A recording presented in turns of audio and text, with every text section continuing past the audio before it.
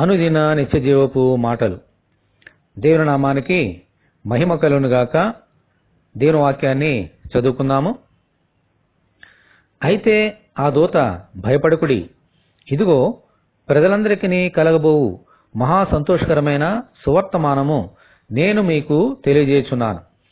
దావీదు పట్టణమందు నేడు రక్షకుడు మీ కొరకు పుట్టియున్నాడు. ఈయన ప్రభువైన క్రీస్తు. లూకా సువార్త 2వ అధ్యాయము 10-11 వచనములు. మన ప్రభువైన యేసుక్రీస్తు పుట్టుక లోకములో ఉన్న ప్రజలందరికీ కలిగిన మహా సంతోషకరమైన సువర్తమానం. హల్లెలూయా. చీకటికి ఏ భేదము లేదు. గొప్పవారింటిలోనూ పేదవారింటిలోనూ ఉంటుంది. అలాగే వెలుగు కూడా ఏ భేదము లేదు, అందరికీ సమానంగా వెలుగునిస్తుంది. ఈ లోకంలో ప్రతి మనిషి చీకటి అనే పాపములో ఉన్నాడు.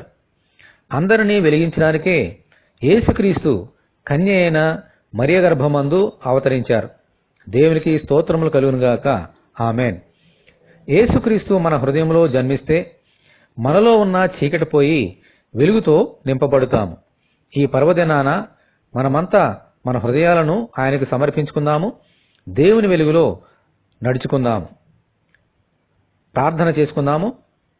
దేవా, మీ నామానికి మహిమ, ఘనత, ప్రభావం తెలుస్తాం.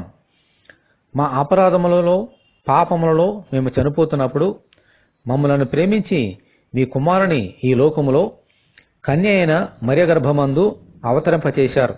దేవా, మీకు వందనాలు.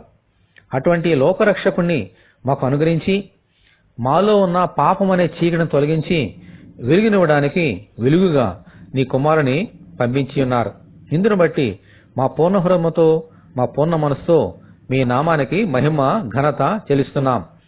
మా హృదయములో మీ కుమారుని చేర్చుకొని అటువంటి విశ్వాసములో, అటువంటి వెలుగులో ఈ లోకంలో జీవించు భాగ్యము మాకు అనుగ్రహించమని, ఈ వాక్యం వింటున్న నీ బిడ్డలందరినీ అటువంటి దీవెనలతో నడిపించమని, వెలుగులో నడిపించమని యేసు అతి పరిశుద్ధమైన నామములో ప్రార్థన చేయుచున్నాము తండ్రి.